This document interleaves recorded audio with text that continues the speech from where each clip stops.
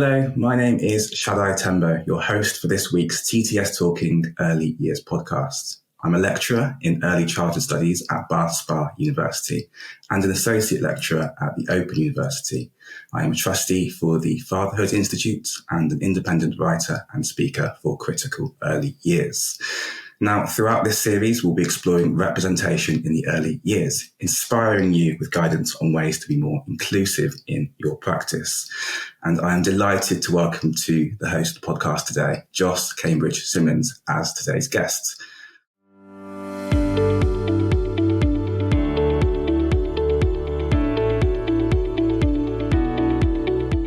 Welcome to the podcast, Joss. How are you today?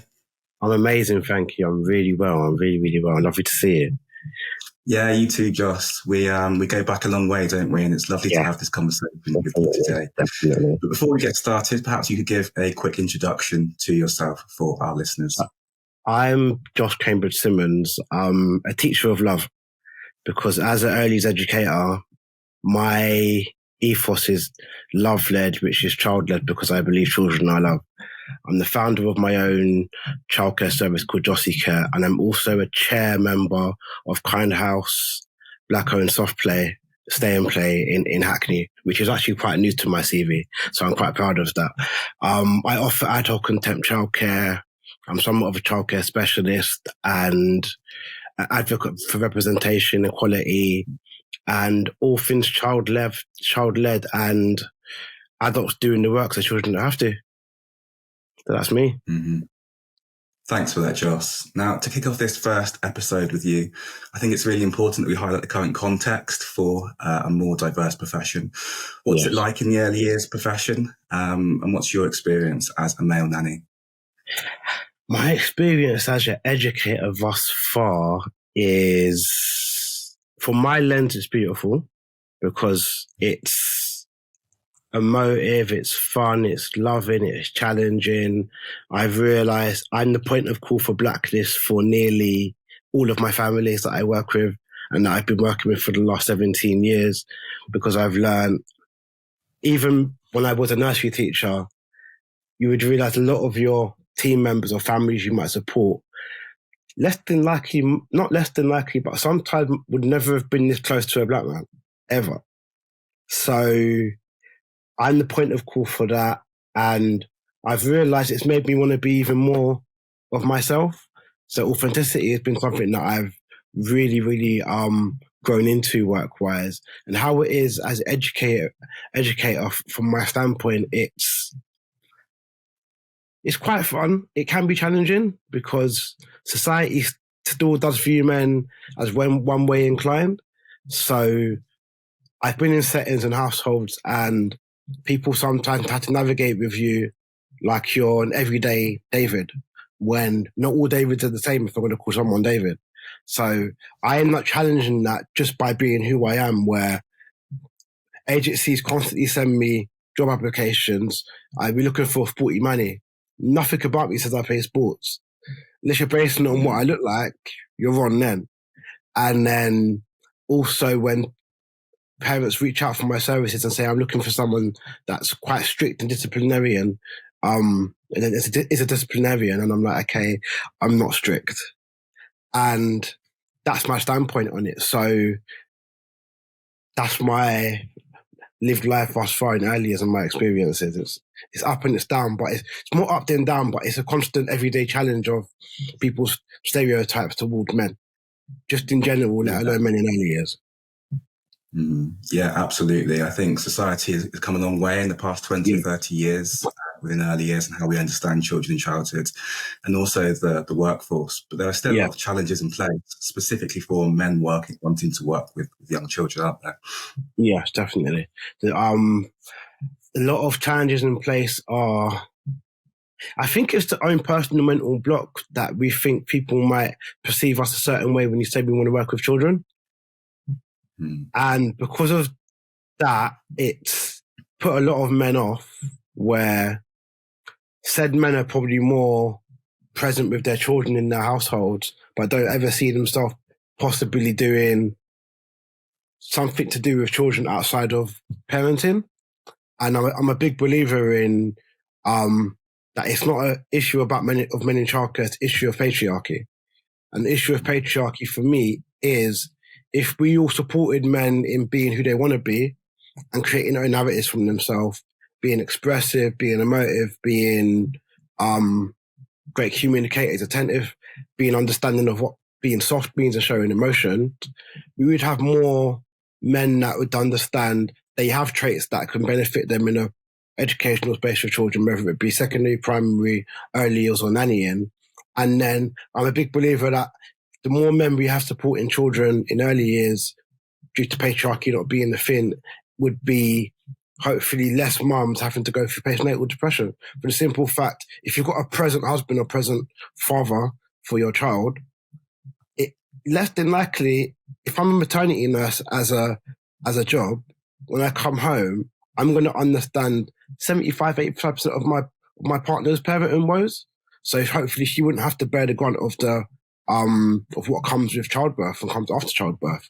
So if we was to look at our men in more endearing ways and more ways of where we can promote these men to be who they want to be, the same way transgenders, LGBTQs and non-binary individuals that might have been a man at some point now have a standpoint and have a voice, we need to understand that patriarchy needs to be eradicated for us to even dare to think that we're going to be able to get more men into childcare, because the issue that we have is we look at men one way sometimes, and that's not even a cultural thing. That's just more based on he's a man. Yeah, he won't understand how to arrange a play date and book soft play. He can't multitask. So it's little comments like that that aren't going to help any of us men think we can ever do this. So yeah, that's my personal views and experiences. Yeah, that's really important, Joss. I kind of agree that we can't think about this issue without thinking about patriarchy and what that is and what that means. But that will be a new term for a lot of people. So perhaps we could just stick with patriarchy for a second. How does that work in wider society, and how does that specifically apply to the early years then? Yeah. It specifically applies to the early years for society sees men, for example, as, somewhat half-hearted great communicators, looks at men as in, for example, men get, I think, 2-3 weeks maternity leave, if I'm right. You barely get a month. So we're basically saying, mum can do it all, she's fine. But no, she just carried the baby for 9 months, gave birth, it might have been a traumatic pregnancy, to then be at home with said child by themselves while dad's at work. So it's so deeper rooted where when I'm even out on the bike at work and say the children are showing signs of emotions where they look quite sad or look a bit frustrated, I get an energy and a feel and a look that people look at me like I don't know what I'm doing because I'm a guy. In regards to whether they're fitness children or mine, or they also wonder who I am. So it's our perceptions on masculinity as well, where we have to see men as more so we have to see emotions as non-gender specific, because the fact we put so much specifics on the emotions is why we end up here having conversations about something we shouldn't have to have a conversation about, because it's also an issue of, are these men seen, heard, and do they actually want to be seen as a man? So let's not also assume, let's ask specific questions, and let's encourage our young boys that we're looking after in our care to kind of have feelings, cry, show up, hold space, be soft. So yeah, that's it. Yeah, that's really important. Thank you for that, Joss. I think what you're saying about the diversity of men in the early years and what that looks like is a really important question that we need to be asking. It's not just one kind of men working in the early years, and we really need to acknowledge that diversity. But that feeds into a number of the challenges for men wanting to work in the early years or already working in the early years. In your experience, to what extent are those perceptions still in place today? I often, for example, all of my friends know what I do. All of my friends have got children, so we tend to do play dates. We could be out, or one of my female friends could be talking to a guy on the phone, mention me because I'm the bestie, and then first thing the guy will be like, "Oh, is he gay?" No, I'm heterosexual. Which goes to say that the thought process of a man working with children, he must be a certain way inclined, which goes to say like a lot of us are only seeing man that's gay as someone that's able to show up for a child. When no, children don't choose us due to our sexuality. Children choose us due to feeling safe and feeling seen with us and having a vibe with us. What I look like and who I say I am doesn't matter to a child.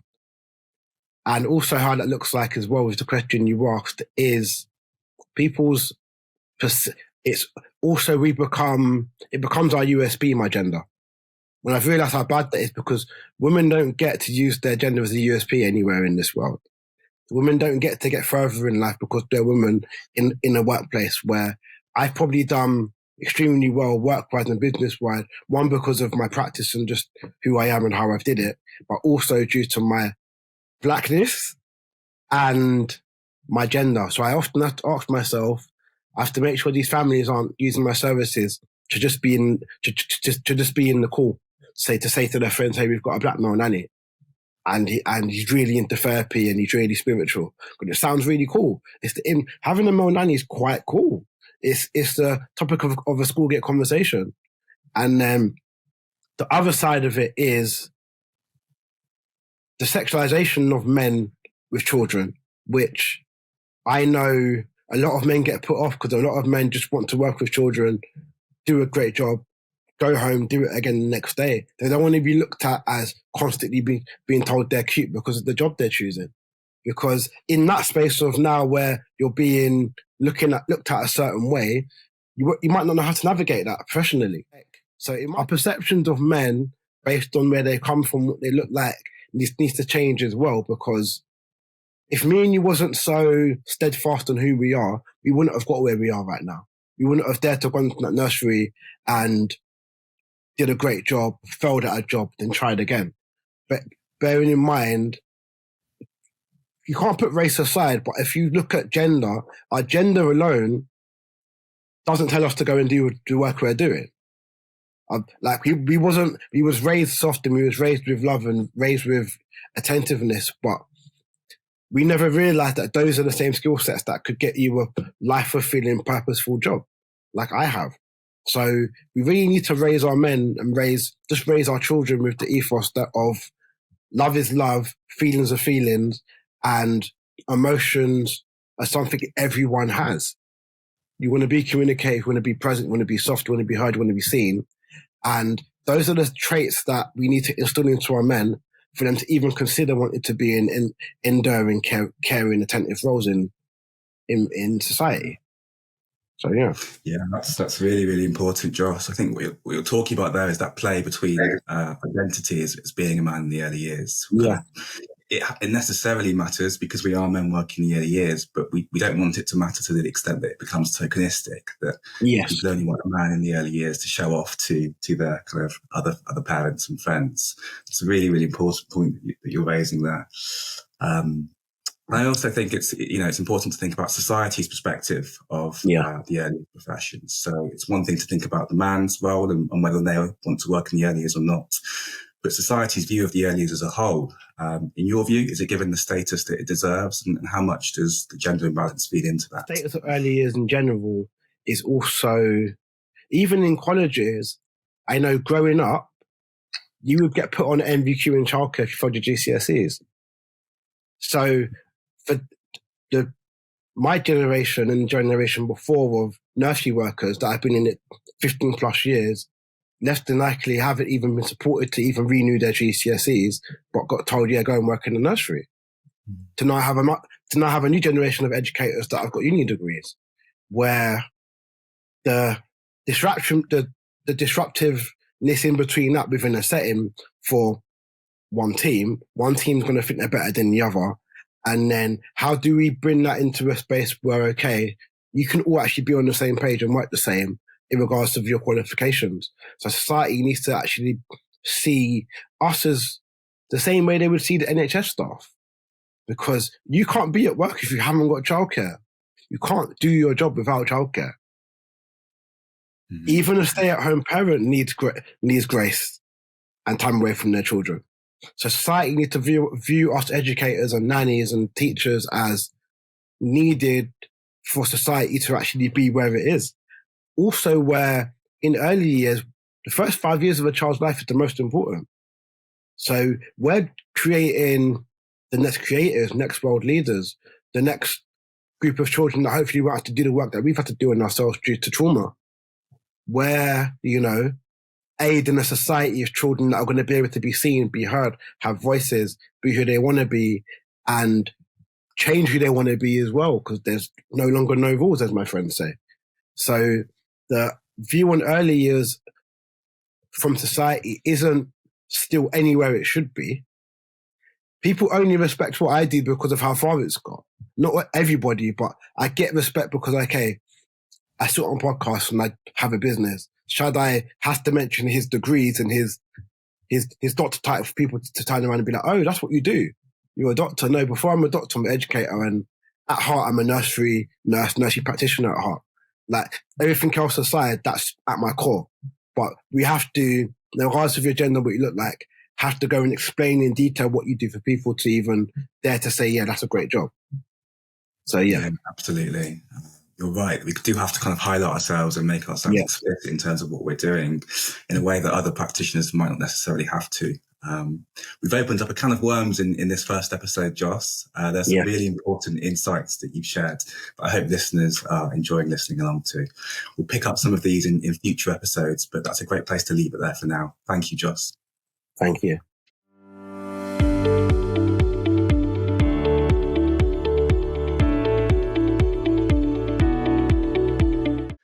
I would like to say a huge thank you to our guest, Joss, for joining us and providing such valuable insights. You've been listening to the TTS Talking Early Years podcast with me, Shaddai Tembo, and Joss Cambridge-Simmons. If you've been inspired by our conversation today, don't forget you can sign up via the link in our episode notes and be the first to hear about future episodes.